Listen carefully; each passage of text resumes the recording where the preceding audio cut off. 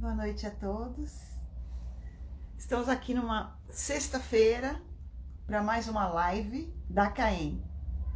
Toda sexta-feira às 18 horas a gente realiza um bate-papo com uma escola afiliada da CAEM. E essa semana que passou, né, aliás no fim de semana passado, nós tivemos o nosso congresso, que foi simplesmente maravilhoso, muito bacana mesmo, né? A gente teve a oportunidade de ver muitos conteúdos, de ter acesso a novas informações, a atualizações. Isso é sempre muito produtivo.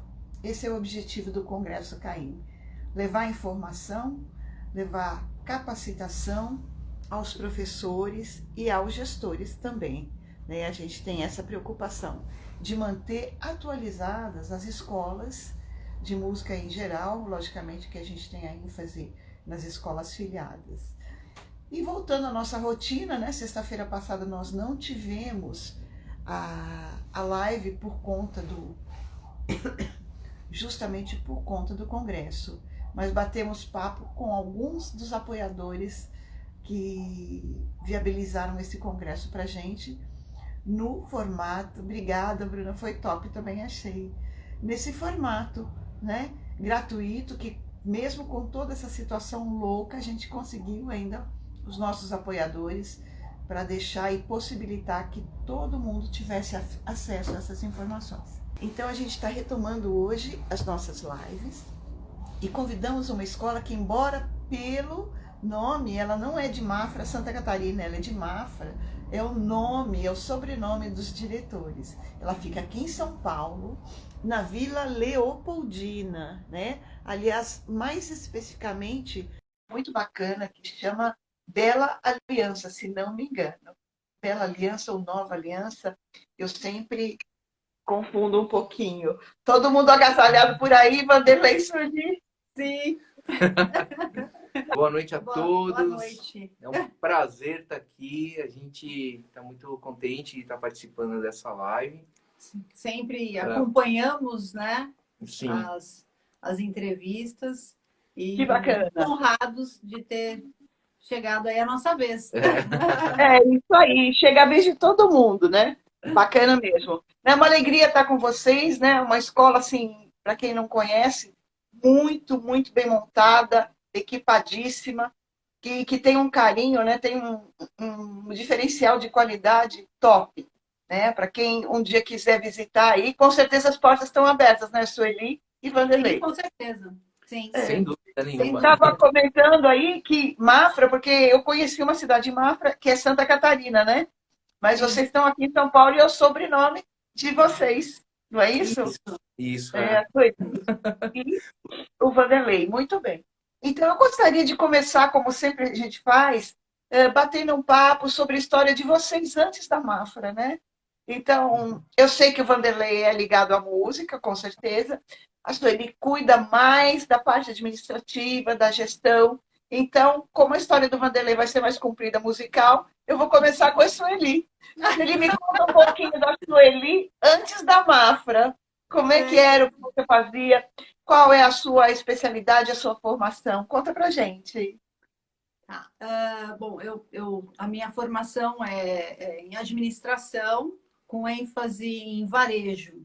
Eu trabalhei muitos anos no varejo farmacêutico. Então, eu vim do mundo corporativo. Então, trabalhei em Drogasil, Drogaria São Paulo, e em 2012 que eu saí, né, da Drogaria São Paulo e vim aqui acompanhar o Vanderlei aí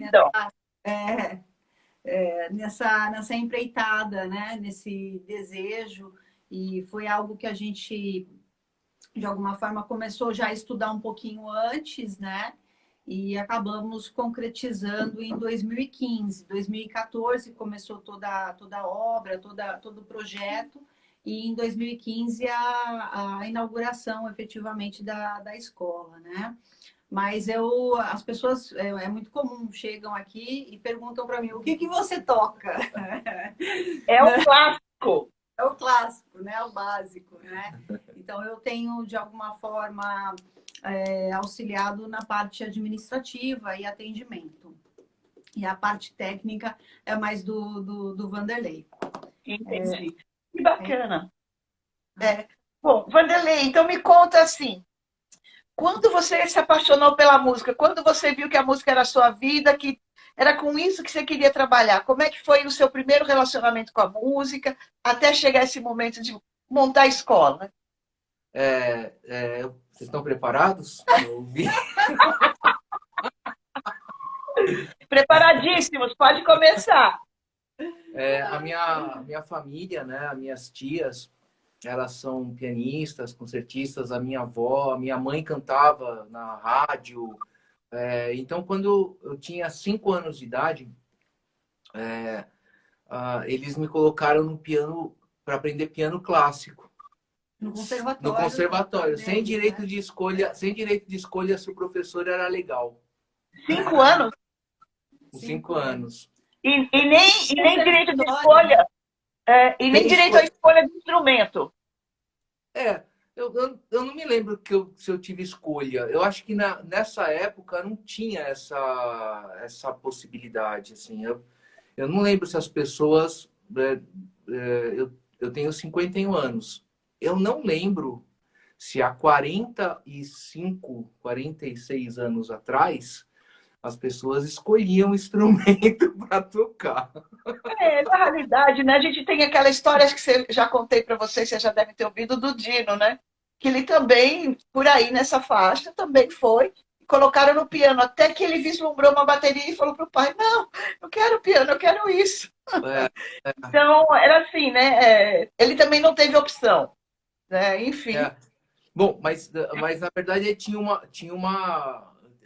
minhas tias que eram pianistas e que me davam aula. E elas já vinham de uma escola francesa, né? Que a professora batia na mão e tal. Né? Ainda era um pouco assim. Eu não peguei isso exatamente, mas não era bem diferente do que é hoje, né? E aí eu estudei piano erudito, mas a minha família tinha conservatório, as minhas tias, a minha avó, todas tinham conservatório. Aqui em São Paulo mesmo? Em São Paulo, no Alto da Lapa. Chamava Conservatório Musical Pio XI. E foram, sei lá, 25, 30 anos de conservatório. Eles pararam na época do Plano Collor. Como muita gente parou na época do Plano Collor. Verdade. E lá foi uma escola muito movimentada, grande. Eu estava conversando com a minha tia um tempo atrás. Ela falou que chegou a ter 800 alunos lá na época. Gente, que sonho! Então, e eu não tinha essa dimensão, né, moleque, né? E como eu cresci dentro do conservatório, então eu ficava... a minha tia abria um curso novo lá. Quem que ia para curso novo? Eu. Vai fazer bateria, vamos fazer bateria. Vai fazer violão. Você era cobaia deles? Eu era cobaia, eu era para dar um movimento. Que loucura! Bom, mas aí eu acabei seguindo, né, no piano. E aí, mais velho, eu percebi que eu não... o piano erudito, a música clássica, pelo menos no meu mundo, onde eu vivia, não tinha muito espaço. Ou eu tinha que ir para fora para estudar e para ter um trabalho mais legal, vamos dizer assim, né? Entendi. Ou eu tinha que virar para o popular. E obviamente, para mim, eu virei popular, né? E aí comecei a fazer... Mas você gostava do popular ou gostava do erudito? Como é que era o seu sentimento em relação a isso? Essa é uma pergunta que eu posso até levar para minha terapeuta, sabe? Hoje em dia. Ótimo. Deve levar. Mas eu acho que o erudito, é claro que eu gosto, mas a música popular, ela é mais forte. E eu senti isso rapidamente, né? Porque eu não segui os estudos no erudito, né? Aí eu fui aprender a tocar jazz, eu fui aprender a tocar outras coisas. Que bacana! E eu senti a necessidade de aprender para poder arrumar trabalhos. Isso com 13, 14 anos. Então eu já Você já comecei queria trabalhar com essa idade? já, na verdade, com essa idade eu comecei a montar bandas e não sei o que, já começava a me virar por ali, com 14, 15 anos, tudo, Que legal. já tava fazendo coisas simples, pequenas, né? Mas já tava. Entendi. E aí seguindo nessa linha, né? Fiz vários cursos dentro da música popular, fiz com Levi Miranda, que é uma escola que eu acho que deve ter até hoje, que é a Groove, que era... Tem, né? Deve conhecer. Existe ainda. É quase uma seita do jazz, assim, né? Não, o cara é tudo, né? Ele é outro mundo. É outro mundo. Na verdade, ali eu entendi a importância da música. Foi lá que eu entendi. Porque ele mexia com muita força no seu emocional, né? E eu lembro de um momento assim que eu estava tendo aula com ele, porque você fazia aula com muitas pessoas ali, né? Com muitos professores. E aí eu estava fazendo aula com ele, eu lembro que ele falava de um jeito assim que eu fiquei muito tenso, a minha emoção assim virou do avesso. Eu lembro que eu tinha que tocar um negócio que era muito difícil e eu comecei a chorar, eu comecei a tocar aquilo e eu comecei a chorar e sair de mim, assim, sabe? É uma coisa que é uma coisa assim divina da música. Eu saí de mim e vi a música de uma outra forma, assim, uma outra Que esfera, né? lindo. Foi muito emocionante isso. Isso foi uma coisa muito marcante, assim, né? E aí segui minha carreira aí com gravação, acompanhando artistas nessa praia, não na praia da educação, não em escola, até mesmo porque eu acho que pelo fato de eu ter vivido no conservatório, eu não tinha isso na minha cabeça, Entendi. né? E aí seguia com Você chegou a se formar, Vanderlei? de música não. Não, mas eu digo no conservatório, você terminou o curso? Sim, eu fiz o piano erudito, formei, eu fiz os 9 anos, tudo, fiz tudo, E tudo aí, como depois, tinha. esse popular que você fez com a Groove e tudo mais, que é uma referência, você fez simultaneamente ou você já tinha terminado o conservatório? Eu já tinha terminado o conservatório, já. Na verdade, porque é muito diferente, né? O caminho que eu estava seguindo no conservatório e a necessidade que eu tinha de mercado abrindo para trabalhar como tecladista, pianista, Que né? bacana. E Que aí, bacana. então eu acabei indo realmente para um outro lado. Comecei a fazer aula com um monte de gente. E isso abriu muito campo para mim, né? De trabalho. Que era... Trabalho, possibilidades. E você conheceu muita gente lá também, né? Com certeza. Sim, eu conheci muita gente lá. Mas quando eu cheguei lá, eu estava num momento muito interessante, porque eu teve o primeiro grande momento de bandas cover foi lá em 90. E aí a gente tinha montado uma banda cover na época que chamava Gypsy Kings Cover. E aí a gente viajou o Brasil inteiro e fez todos os programas de TV, não sei o quê. E eu cheguei lá nesse status na escola, achando que eu era o máximo, né? Toque de linha, né? Então. E aí eu cheguei lá e todo mundo que tava lá era assim, tava fazendo um monte de coisa, era filho de músico já bacana, que não sei o quê. Então, assim, ali me pôs no chão de novo e começou a reorganizar toda a minha vida de novo, né? Que legal. Você conheceu o Daniel Daiben lá? Daniel, daí bem. Ah, talvez não, senão você ia lembrar. Não me Nossa, lembro. ele tinha um programa muito legal de jazz também, e era na Eldorado. E ele também, ele era groove maníaco, né? Ele era um Lá discípulo. é seita. É. Mas era um cara bacana também, bem Sim, sim, bacana também. Ele tinha esse viés também, bem do jazz, bem interessante. bem do jazz. Mas aí você. O nosso solista do Gypsy, que depois ele foi para Madrid, entrou numa companhia de flamenco e ficou lá anos. Ele Legal. tocava muito já e ele era o garoto propaganda do Lave lá. Então todo mundo que chegava para conhecer a escola chamava ele para tocar, assim, mostrar o que ele Entendi. tinha Que para mostrar. delícia. Né? Muito legal. E você ficou na Groove até que ano? Eu não lembro o ano agora, Valéria, para dizer bem a verdade. Eu fiquei uns 3 anos lá. Uns dois, Legal. 3 anos. É, e aí depois eu já tava na vida tocando, né? Então eu tava rodando assim bastante já. Esse Gypsy Kings Co. ficou até que anos ficou rolando esse trabalho? Para dizer bem a verdade, o Gypsy existe até hoje, né? Até hoje Que legal! eu recebo pedidos de gente do Brasil inteiro para a gente ir tocar em algum lugar. Mas o forte mesmo foi na época das bandas covers, né? Que foi ali de 91 a 93, 92, 93, que era muito forte, que tinha o U2 cover, que era o carro-chefe, eu acho que desse momento, assim, né? Uhum.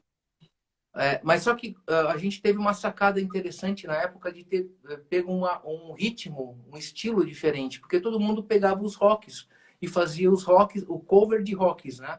E a gente fez de uma coisa que ninguém tinha pensado em fazer e que era Exatamente. dançante, que andava numa outra Era uma avenida, outra né? pegada, é verdade. Saía do lugar comum, né? Onde estava todo mundo sentadinho ali. É Sim, tanto verdade. é, tanto é que isso deu margem para a Sony, que era a gravadora do Gypsy, ela ligava. E eu já era de frente da banda na época, moleque. Eu já era o cara de frente da banda. Então, ligava a gravadora e falava assim: a gente quer trabalhar com vocês para divulgar o Gypsy Kings no Brasil inteiro. O Gypsy, quando vinha para o Brasil, a gente ia junto, chegou a abrir show, chegou a tocar com eles no Que Maxil. legal. Então teve um momento muito importante que hoje em dia eu enxergo que é difícil de enxergar como uma banda cover, mas era um momento muito, muito especial para isso, que a gente Entendi. eu comecei a conhecer o país inteiro por essa banda. Ela te possibilitou É, esse roteiro todo, né? E isso, com certeza, né, Vanderlei, ele dá uma visão de mundo pra gente, né? Porque quando a sim, gente sai, de qualquer maneira, e principalmente a trabalho, você começa a perceber o quanto tão grande que é o universo que a gente pode trabalhar, né? sim, Até onde a gente pode chegar, as diferenças culturais, enfim. Você fala, puxa vida, eu posso ir muito mais além do que eu estou fazendo. O mundo é muito mais que isso, né? sem E dúvida. aí? E E, do Gypsy Kings, como é que foi sua trajetória? Para onde foi? na verdade, antes do Gypsy, eu trabalhei, eu sou eclético, né? Eu trabalhei numa banda que eram de pernambucanos, e eles vinham para o Brasil. Eles iam para o Brasil, é ótimo. Eles iam para São Paulo. É que São Paulo é o nosso Brasil, né? E ainda não tinha nem a música pernambucana, os frevos, ou a música baiana que foi divulgada primeiro, né, o axé, coisa e tal. E eles faziam um trabalho em cima da Bahia e de Pernambuco, né? E, e eu tocava com eles, e aí eu ia todo ano. Eu fui em 86, 87, 88, eu ficava 60 dias em Pernambuco, tocando de quinta a domingo, de quarta a domingo, em trio elétrico lá. Isso, Eu queria morar, ir para lá e não voltar mais, né? Eu com é 16 lindo ali. anos, com 16, 17 anos, estava tocando lá de quinta a domingo na praia, em trio elétrico, tava tudo bom, né, para mim. Então, eu ainda. Só que era muito regionalizado tudo isso, né? Então, o Gypsy foi uma coisa que veio depois, mas ele abrangeu aí geral, né? Entendi. E aí, depois do Gypsy, eu o Gypsy, ele projetou bastante coisa. Então, aí eu me chamo, a filha do Eduardo Araújo, a Mônica Araújo, ela tinha acabado de ganhar o prêmio Sharp de revelação na época, e ela chamou para fazer alguns shows com ela. E aí, desses shows que eu fui fazer com ela, que era um time super bacana, assim, que estava tocando, era o Mário Fabre na bateria, que está no Titãs hoje em dia, o Djalma Lima na guitarra, era um timaço, assim. Certo. Quando eu fui tocar com ela, eu tinha 2 dias para tirar o repertório dela inteiro e eu não tinha tempo para isso. E eu não sei que bobeira que falaram que eu era backing também. E aí, quem era a diretora musical dela era a Silvinha Araújo, que era Era a mãe dela. uma super cantora, né? Conheço. Conheci, né? Conhecia. Então, e aí, quando eu cheguei pro ensaio, a gente o primeiro show era em Búzios. Daí, o primeiro ensaio que eu fui, eu falei, eu virei noite para tirar o que tinha que tirar. Assim, quando eu cheguei, eu falei, pô, os caras devem estar ouvindo o CD dela, né? Quando eu entrei no estúdio, assim, eles estavam tocando. Eu falei, eita, me danei. Estavam arrasando. E aí eu tinha que tirar um monte de linha vocal. E aí, quando eu cheguei, assim, ainda molecão, né? Aí veio a surpresa da noite, que ainda eu tava já. O Toquinho era padrinho dela. Então aí o Nossa. Toquinho chegou assim na segunda música. E aí a gente acabou fazendo alguns shows com o Toquinho. Nossa, que massa! Então foi uma mega pressão para a idade, mas foi muito legal, porque foi uma experiência muito, muito importante. Eu ainda Pro resto moleque, da vida. Marcante, né?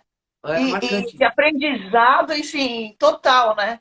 De ter que Sim. ralar muito pra, tipo assim, 2 dias tá tudo pronto.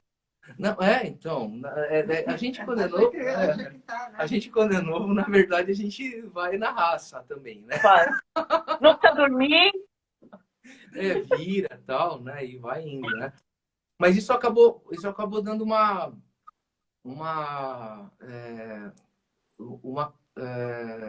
know-how, na verdade, uma maturidade para seguir depois, né? Porque foi tudo muito no susto e tinha que resolver, né?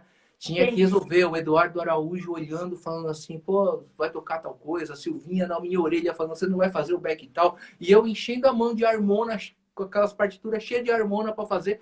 E eu com os olhos desse tamanho, assim, tentando fazer o que tinha que fazer. Que tudo! Que delícia! Meu, que delícia!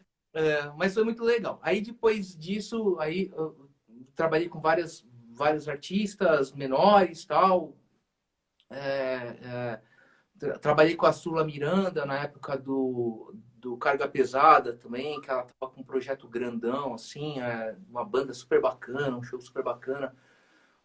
Trabalhei com o Padre Antônio Maria, olha só que coisa louca, né? Nossa, que Uau. diversidade, né? É, Diversidade. os shows do padre eram em estádio para 50, 80, 100 mil pessoas. Era uma loucura, assim, né?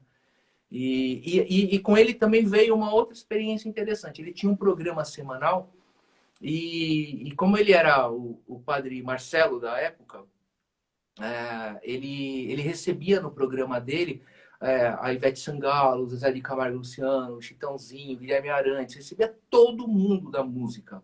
E a gente era a banda do Jô, que era a banda dele que tocava com os caras. Então, Com quem chegasse lá, vocês estavam acompanhando. eu estava acompanhando. Então, esses artistas chegavam, então a gente tinha que tocar na hora o que eles pediam para tocar, né? Então, isso ao vivo, no programa ao vivo, numa TV católica, mas que é de projeção nacional. Que legal. Então, isso dava uma experiência muito interessante, né? Assim, Nossa, que bagagem, hein, Vanderlei? Que bagagem. e alguns perrengues também, né? Assim, Normal. também. Por exemplo, na Sula Miranda eu me meti a tirar, tinha umas músicas de sanfona, eu como pianista falei, eu vou tocar sanfona, né, ali, né? E eu falei, tem banda, não vou mexer com os baixos aqui, só vou mexer aqui com o fole e com as teclas, né? Aí, beleza. Aí, no programa do Padre Antônio Maria, eu tinha uma música que ele tinha regravado com o Gilberto Gil, que era Esperando na Janela. E eu tocava na sanfona. Aí acabou o intervalo de um programa para o outro e entrou o Chitãozinho e Chororó no programa. E eu tava ainda com a sanfona, porque a gente ia entrar com essa música de novo, só a cabeça da música ali e tal. E aí acabou a música, o Chitãozinho ou o Chororó, não lembro agora, virou e falou assim: sanfoneiro, dó maior. Sanfoneiro, você virou o sanfoneiro da turma. Aí o sanfoneiro não é sanfoneiro. Meu Deus do céu! Ao vivo Que para todo história Brasil. louca! Que demais! Nossa! Mas ele... Esse mundo, assim, com certeza foi muito prazeroso, toda essa sua vida louca. Foi além de aprendizado, é uma alegria no coração do cara que é músico que não tem tamanho, né? Poder tocar com esses caras, ter visibilidade, a possibilidade de viagem. Da onde foi que surgiu essa ideia de montar uma escola de música, com todo esse sucesso, essa bagagem? O que houve, Vanderlei? Cansou do sucesso? Não, então, essa é uma pergunta que eu faço todo dia. Vai para terapeuta também? Eu falei com a minha terapeuta sobre isso. Ai, meu Deus. O que houve com essa cabeça aí? Na verdade, uma coisa que eu saquei durante o trabalho, durante o tempo, é que os artistas todos, né? Eu toquei com a Elba Ramalho, fiz show no Olímpia, assim, com ela, tal. Então, os artistas todos, a gente tá vendido como músico. A nossa agenda, ela não tem, ela não é, nós não somos dono da nossa agenda. Não tem estabilidade nenhuma, né? E nem da nossa vida, e nem da nossa família, e nem da nossa casa, e assim por diante. E aí aí entrou a Sueli na história. Ela foi uma peça fundamental, que foi antes da escola. Bem antes, né? Bem antes da escola. A gente tá Onde vocês se conheceram? A gente está 20 anos juntos, né? Ela trabalhava ela era da Drogaria São Paulo e um amigo meu... Ela era da farmácia. Era né? de lá também, né? E um amigo meu que é diretor de cinema hoje em dia, tudo tal, ele é casado com essa amiga que apresentou até hoje. Foi amigo em comum que amigo em apresentou. comum, Que legal. Né? E aí... quando eu conheci, eu ainda não falei do Made in Brasil, né? Que é uma banda de rock antiga, de verdade. 54 anos, A banda da Made in Brasil? Que eu tô há 30 anos com Made in Brasil, já gravei todos os discos desde 89 com eles. Deixa eu ver quem que era. Era o Vander Tafo? O Vander Tafo passou pelo Made in Brasil, mas o líder é o Oswaldo e o Celso Vecchioni. O Wesley também passou pelo Made, não? O Made tá no Guinness de gente que passou, de quantidade de formação. De verdade, não é mentira, é verdade. De formação. Verdade. Formação, O que eu falo do Made é que eu participei na formação que ficou mais tempo junta, viajando. E quando eu conheci a Sueli, eu estava em turnê com o Made direto. Eles tinham um projeto chamado Heróis do Rock, que tinha o Tutti Frutti, que é a banda da Rita Lee, tinha os tinha uma, assim, todo o pessoal da Pompeia e da história do rock and roll tava nesse projeto no Brasil inteiro, mas muito mais de São Paulo para o sul, onde o rock é mais forte, né? Uhum. E então, quando eu conheci a Sueli, eu tenho uma história sensacional. Foi a primeira vez que a gente ensaiou. Eu falei, eu vou tocar e você vai me acompanhar hoje, né? Então, eu tinha um show, nem era exatamente um show, mas era um show no Estádio da Portuguesa, com o Padre Antônio Maria, no dia 13 de maio, que é dia de Nossa Senhora de Fátima, que é aniversário dela, que é aniversário dela, dia 13 de maio, aniversário da Sueli. E foi uma daqueles eventos que chegava a Hebe Camargo de helicóptero com o Aguinaldo Raiol, com não sei o quê, aquelas coisas, né? Bem velhas. Assim. E a gente no estádio tocando nesse evento. Aí acabou o evento, tipo 2 horas da tarde. Eu peguei ela e a gente foi pro carro. E eu viajei, sei lá, 5, 6 horas de carro. E fui tocar no Inferninho com Made in Brasil, sei lá onde, que eu não lembro agora. Aonde você foi tocar? Num inferninho, numa casa Ah, de show, em algum lugar que eu não De lembro. longe, né? Inferninho, É. E você levou ela junto? O É, inferninho. é. Não, é uma casa de show. Não, era longe, uma né? casa de show, uma casa de show longe, pequena e inferninho. Então, assim, eu fui do céu ao inferno na primeira saída com a Sueli. Ela conheceu o céu por você e depois o inferno. Exatamente. Você levou ela literalmente. Exatamente. Sai do padre Antônio Maria e vai pro inferninho com o Made in Brasil. Que delícia. Eu estava nessa fase desses shows com ela, quando eu conheci a Sueli, e aí acabou essa temporadinha que tinha, e eu caí, eu peguei aquelas fases de baixa, de trabalho, né? E aí a Sueli virou para mim e falou assim, por que você não vai tocar em casamento? Eu falei, imagina. Pô, como assim, Castan? Você está me estranhando, né? Eu tocar num casamento, eu? Aí ela falou, foi só uma sugestão, né? Bom, resumindo, na sequência eu abri uma empresa, uma produção, uma produtora de eventos, e a gente tá há 18 anos com essa produtora e a gente fazia 200 casamentos por ano com a produtora. Teve sábado que a gente chegou a fazer 14, 13, 12 casamentos num sábado. Com uma equipe gigante em vários lugares, com várias equipes. E aí eu entendi que isso me dava uma certa estabilidade dentro da música, porque eu tinha evento, né? Tudo programadinho, né? É tudo pré-agendado, você faz um contratinho tranquilinho. Né? E não é que a gente se sente, né? Não sei, você deve ter se sentido assim, puxa, um músico da minha categoria fazendo fundo para cerimônia, né? Fica meio assim, né? Mas você fazia banda ou fazia igreja? Fazia só cerimônia com orquestra. Ah, cerimônia. Aí um Bacarelli da vida. Exatamente. Aí a parte da música erudita me deu todo o suporte, né? Porque quando eu comecei... Você tinha essa bagagem. Aí, quando eu comecei a parte ainda as cerimônias, ainda elas tinham esse perfil tradicional de muita música erudita, ou de música italiana, ou de musicais, mas muito, com uma veia muito forte dentro do erudito, né? Exato. Hoje em dia mudou de novo tudo, mas bom, aí eu segui com a produtora que existe até hoje, que é a Máfia Produções Musicais. Graças a Sueli. Graças a Sueli. A veia administradora dela, ela com um olhar não tão artístico, mas um olhar de produção, né? Um olhar de poder virar negócio. Sem dúvida. Que legal.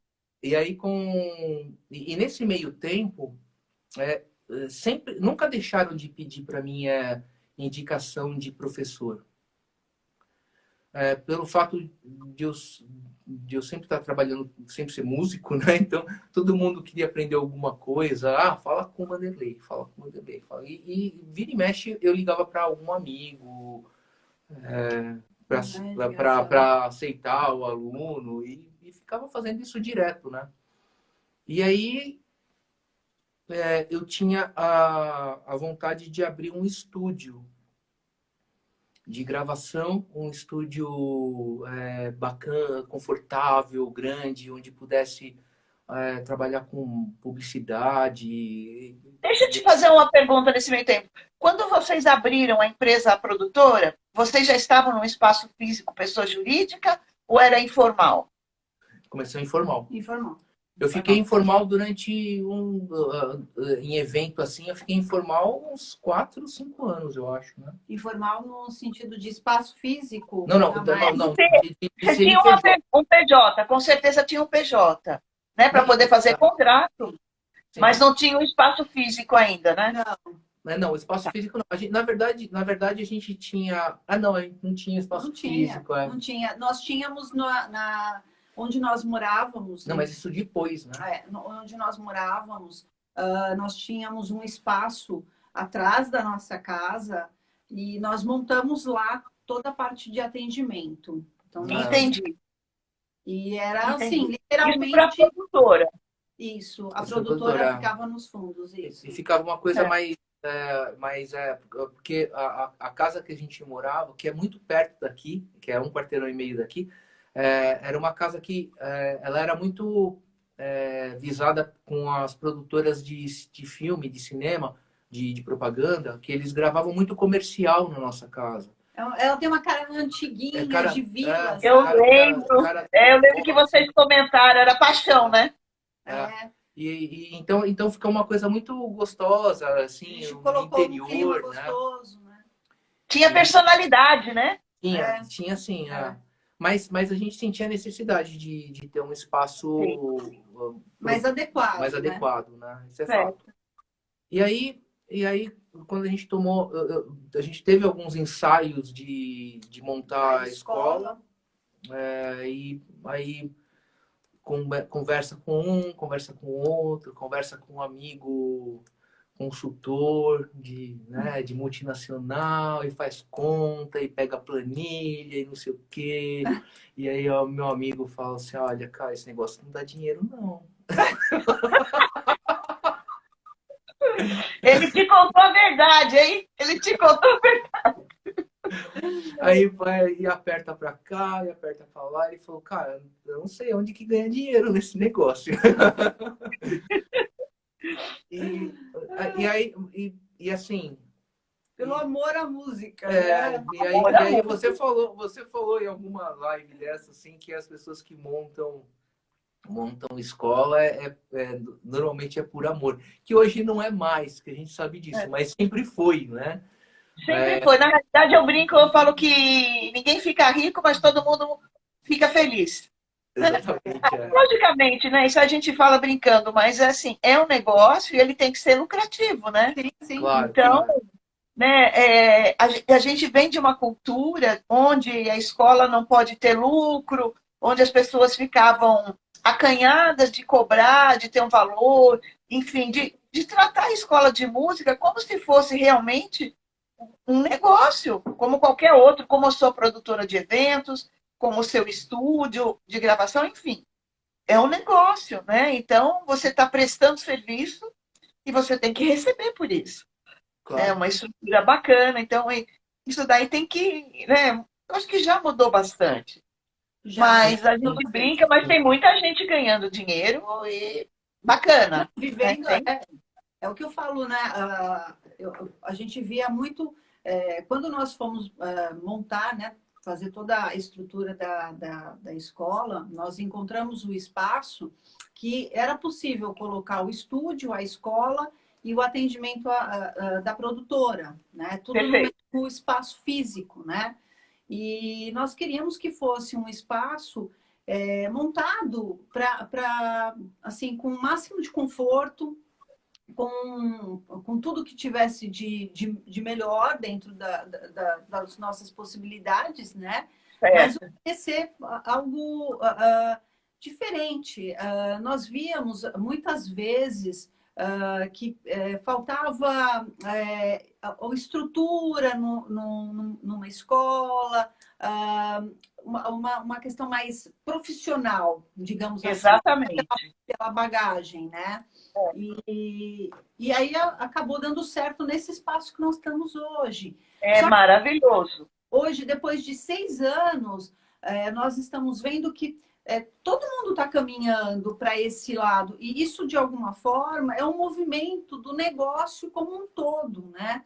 Então, todos estão percebendo que tem que tem que profissionalizar, tem que melhorar, você precisa servir melhor, né? Você precisa entregar mais, né? Então, entregar mais. É um movimento do negócio, né? Na realidade, fundo, né? Eu acho que é o amadurecimento do negócio. A gente tinha aquela paixão, né, até dos tempos dos conservatórios, que vinha de um formato tradicional, até a chegada dos cursos livres na década de 80, final de 70, né, que a gente teve como referência até o próprio Clã, que foi um curso livre de destaque, e o Hamilton, ele sabia cobrar, não tinha, ele era diferenciado, ele sabia o valor dele e tinha uma estrutura bacana, enfim, era isso que ele foi precursor nesse modelo de negócio, né? Grandes nomes dando aula, depois tivemos o próprio Conservatório Souza Lima, que a gente não pode deixar de citar, que foi uma referência muito bacana, por sinal, o professor Antônio Mário veio com um olhar diferente, né? Tanto no conservatório quanto com a abertura dos cursos livres. Ele trouxe grandes nomes, né? Com possibilidade de um aluno até mais comum, né? Do povo poder estudar com grandes nomes. Enfim, a gente teve um desenvolvimento e uma profissionalização que vem chegando aos dias de hoje, que eu acho que a gente poderia chamar de um mercado profissional já, né? Logicamente que ainda temos escolas que estão ainda num outro patamar, mas tudo evolui para isso, para profissionalização das escolas, com uma boa gestão, com uma equipe de vendas, com um bom atendimento, com boa estrutura física, né? Como inclusive com esses viés todos que vocês têm, não só da escola, mas da produtora e também da parte de estúdio, né?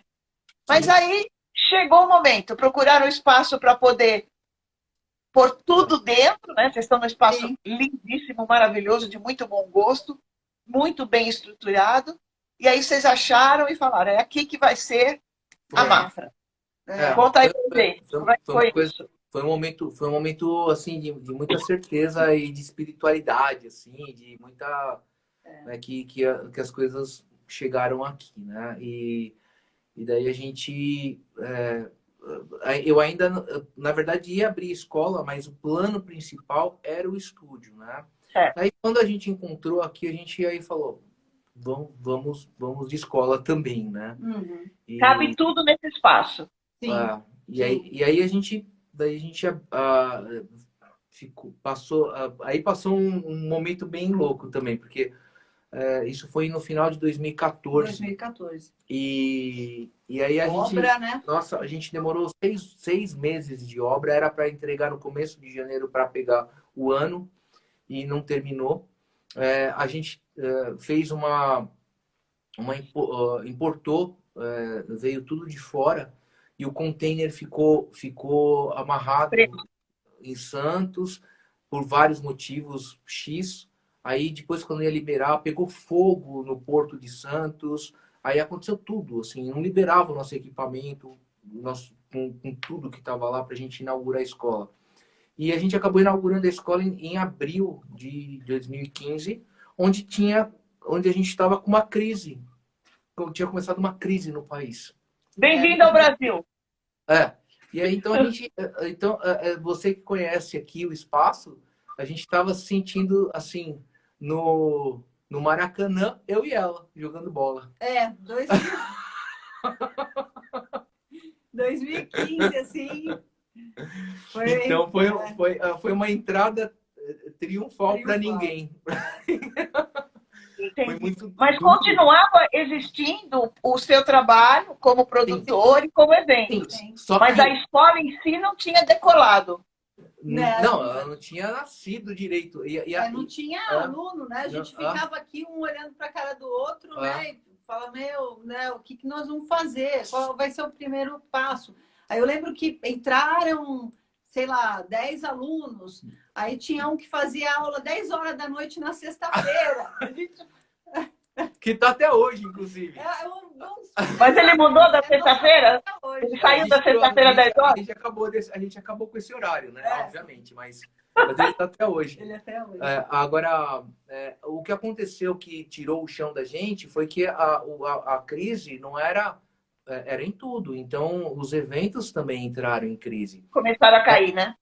Eles começaram a cair em 2016, 2017, porque como todo mundo fecha antecipadamente, em 2015 ainda funcionou, 2016 também Eram funcionou. contratos anteriores, né? Exatamente, é. Mas aí, tanto é que hoje em dia existem os mini weddings, as coisas. Então, isso mudou o perfil desse ramo também.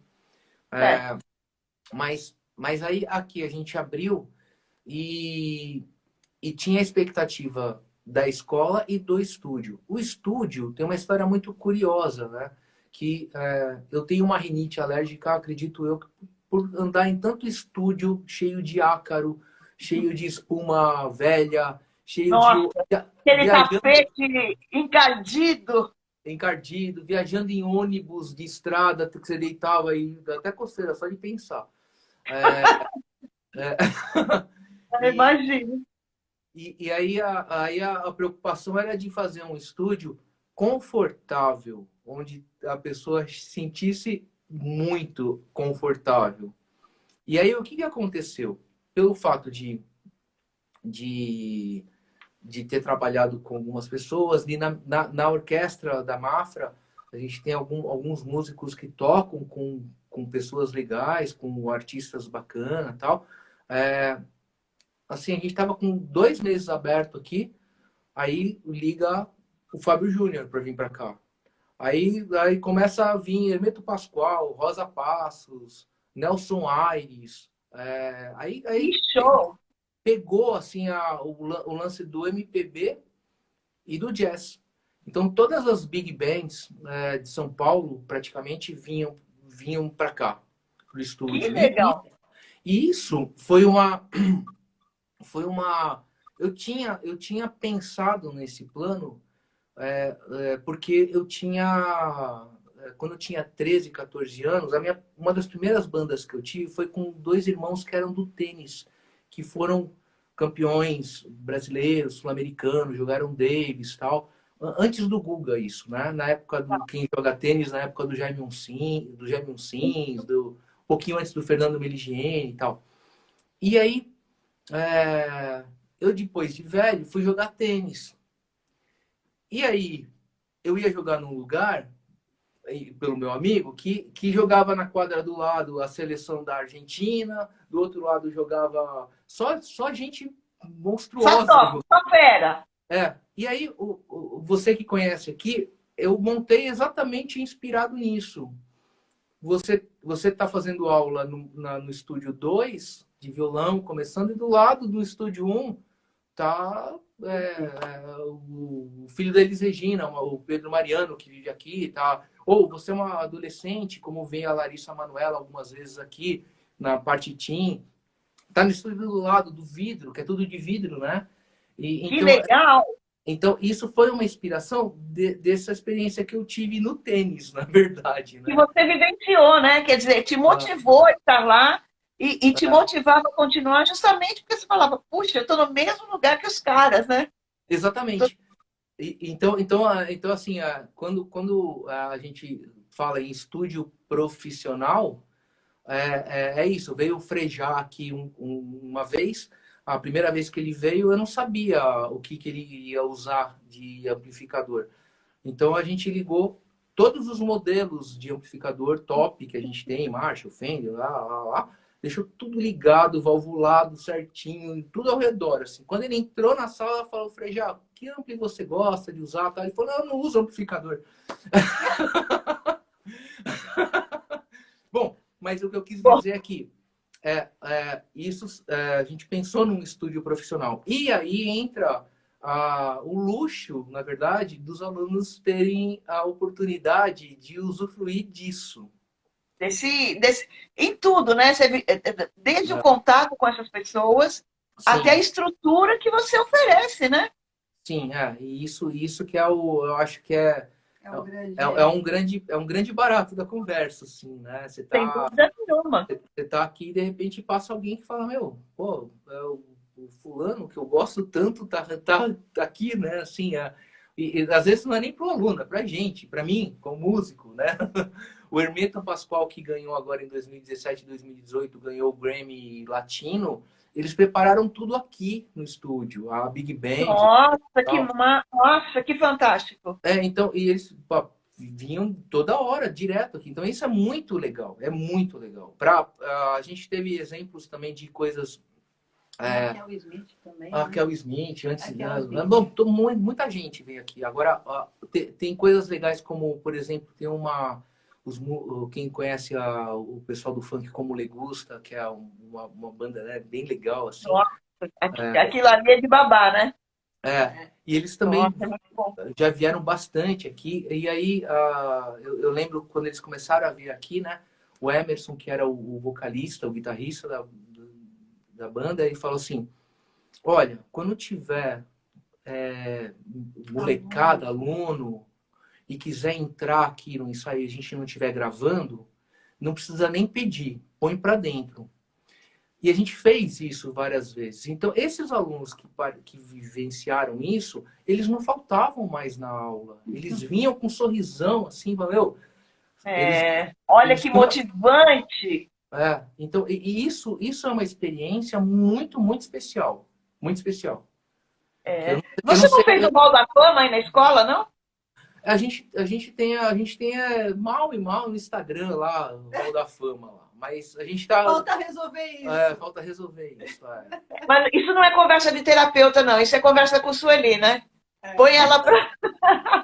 Porque é muito importante, com essa estrutura toda que você tem, com esse pessoal todo que frequentou e frequenta a sua escola, com aquele murão todo ali que você tem, fazer o Hall da Fama, tem a calçada da fama, né? Que o cara põe a mãozinha. Aí você precisa inventar alguma coisa, Sueli. Você precisa inventar.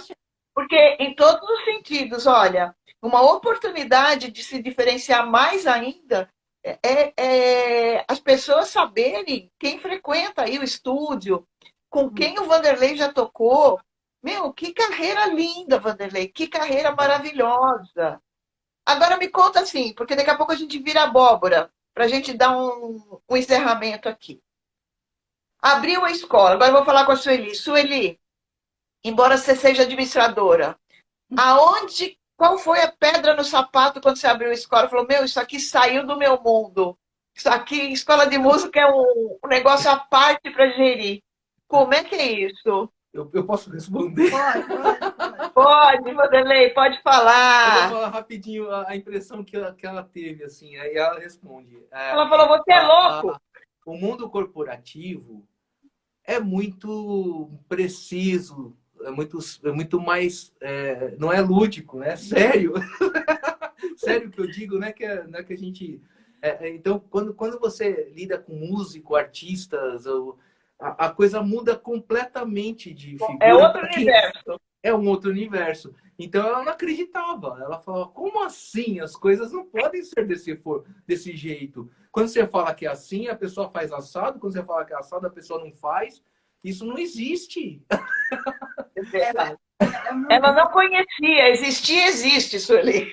É bem isso. Foi bem difícil. E assim, trabalhar com... As pessoas perguntam, né? Como é trabalhar? A primeira dificuldade é trabalhar com marido e mulher, né? O dia todo. Uma situação delicada. Porque assim, eu saía para trabalhar antes, né? E nós nos vimos de manhã, à noite e tal. E ele fazia o trabalho dele. E a partir do momento que estão os dois no mesmo espaço físico, né?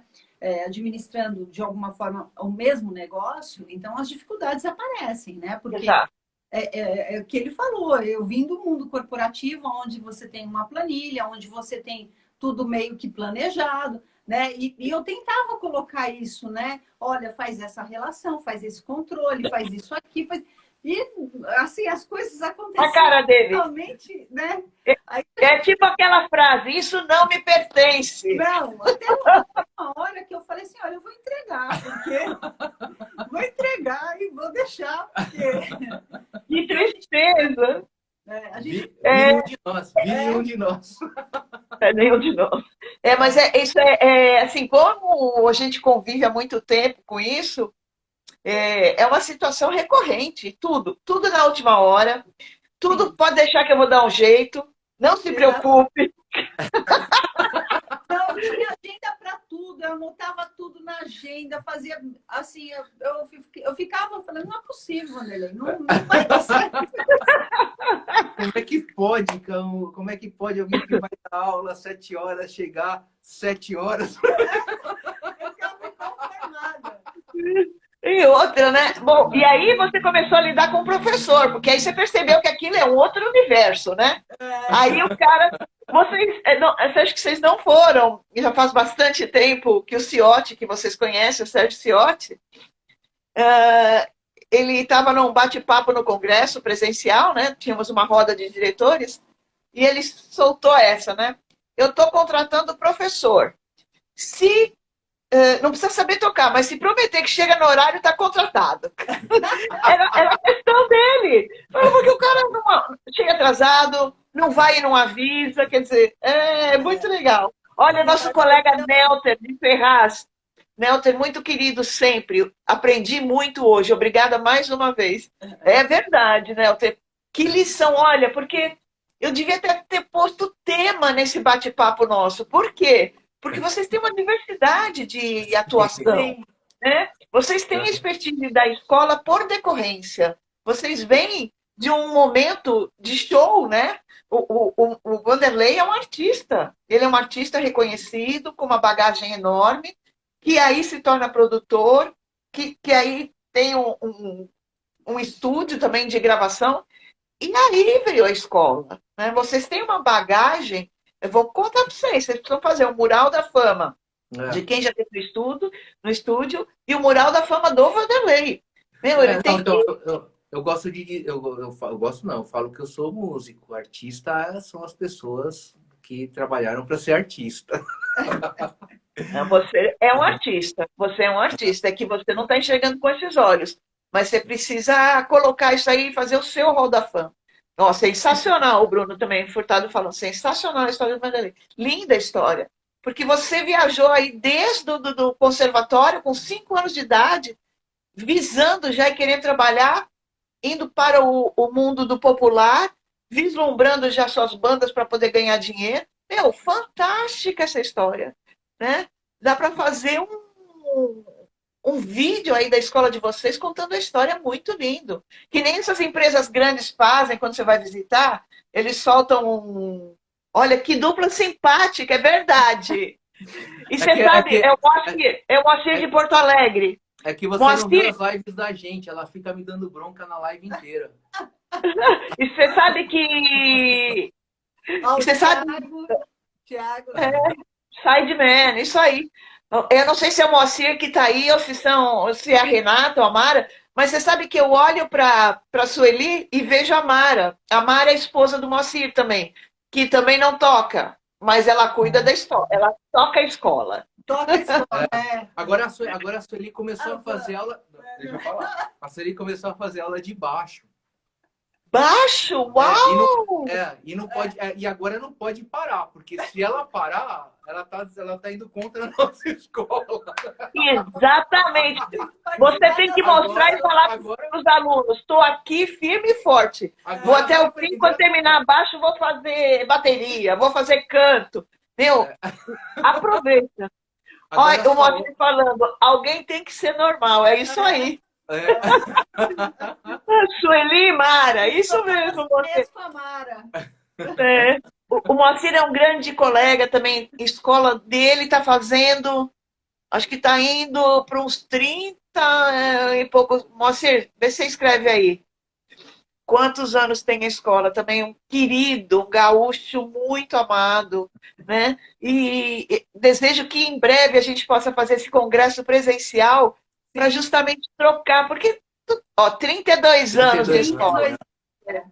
É uma pessoa assim, de um afinco e de uma cabeça aberta, sempre se atualizando, né? E é isso aí, gente. Então, que a gente possa fazer esse congresso ano que vem online para poder fazer esse networking. São ricas experiências que a gente põe aqui, mas nem todos, às vezes, têm a possibilidade de assistir, estão dando aula, né? A gente sabe como é a rotina dos colegas. Claro. Né? Até me surpreende o Moacir tá aí, vai ver que... Achei que você estava em Gramado, tomando um vinho, Moacir. Enfim. Ó, a Carla falando, olha que bela história. Ela Olha, eu não me estuda, já sinto vi várias vezes no Estúdio 1. Guima, Thiago. É legal demais, gente, né? Antes É. de virar abóbora, eu estou agradecendo aqui demais vocês, porque vocês são assim, além dessa simpatia, de um posicionamento, de um capricho, né? É muito, muito bacana. Realmente, Moacir, essa dupla é muito bacana. E que a gente possa se ver ano que vem, em julho, no Congresso, né? Vai ser Sem uma dúvida. alegria. E eu queria parabenizar vocês pelo trabalho que desenvolvem, pelo, pela força que vocês têm, pela visão de negócio mais da Sueli do que do Vanderlei, né? Que ela pôs essa porta aí para você, falou, por que você não toca em cerimônia? Olha, aí foi o start, né? Para poder dar andamento a tudo isso mais que vocês realizam aí na Mafra.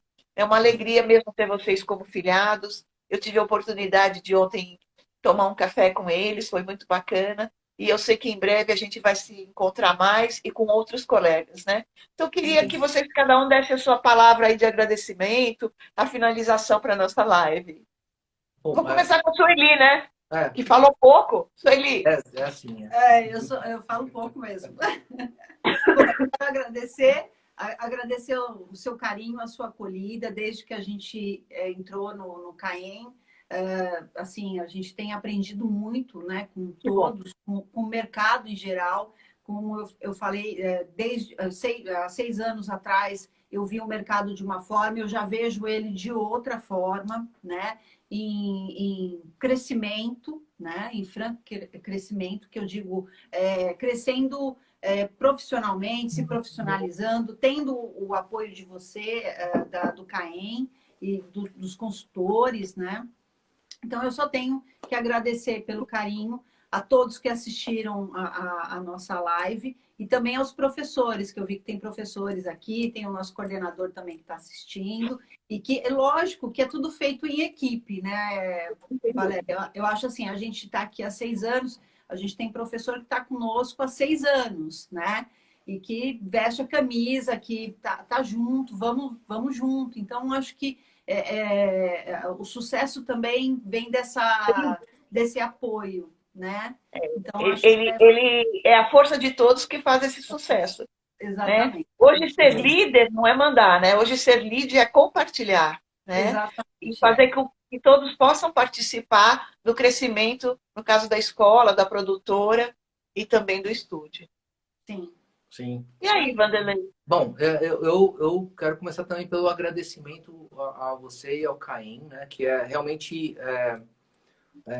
eu acho que é um divisor de águas. Eu falei de tênis Muito obrigada. aqui, eu digo que é o Guga, existe o tênis antes do Guga e depois do Guga, né? Então, eu acho que existe antes do Caim a nossa história e depois do Caim, né? Que legal, que legal. E como você cuida e trata de tudo isso, né? Ontem, na verdade, isso vai ficar como uma forma, um agradecimento interno entre nós, mas o seu cuidado com a gente foi muito especial. Então, Muito obrigada. eu queria muito agradecer demais, porque eu realmente eu sei o quanto você é sensacional no seu trabalho, mas Tá ontem, junto, né? Tá junto, mas né? ontem a sua demonstração foi Além do sensacional. Que bom. Então, Na realidade, a gente quer fazer isso sempre, né? Às vezes não consegue, né? As distâncias físicas às vezes atrapalham. Mas que bom que eu pude ir aí e foi tudo maravilhoso como sempre, né? E estamos sempre à disposição, portas mais do que abertas, sempre. sim, é isso aí. Pode contar com a gente. E com a gente também, e obrigado. E eu sinto muito de não ter conhecido antes do Caim. Não, tudo sempre é tempo, né? Sempre tudo chega no tempo certo. É isso aí. Mas então, isso. gente, Obrigado mas eu agradeço mais uma vez aí o carinho, essa simpatia. Valéria é uma popstar. Ô, Nelton, bem que eu queria, hein? É uma popstar. Olha, vocês não se preocupem que não. Eu fui aí ontem, mas não é Covid, não. É só um mal-estar mesmo que eu tive ontem, né? Que eu comentei. Não, Nem mas se preocupem. Hoje E hoje foi uma gripinha. Eu passei a tarde dormindo, para vocês terem ideia. Então, vai estar tudo ótimo.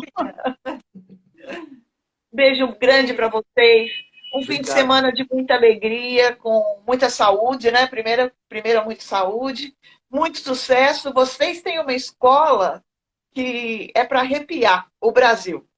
Pode ter certeza disso. Obrigado, Obrigada. Valéria. E obrigado Tá a todos bom? que estão Obrigada. acompanhando a gente. Estamos sempre por aqui. Tá, Gente, joia? um beijo grande. Bom fim de semana, Vanderlei. E também para Obrigado. você. E a gente se Beijo. vê sexta-feira que vem, às 18 horas aí. Valeu. Tá bom. Beijo. Tchau, tchau. Beijo, tchau. Até.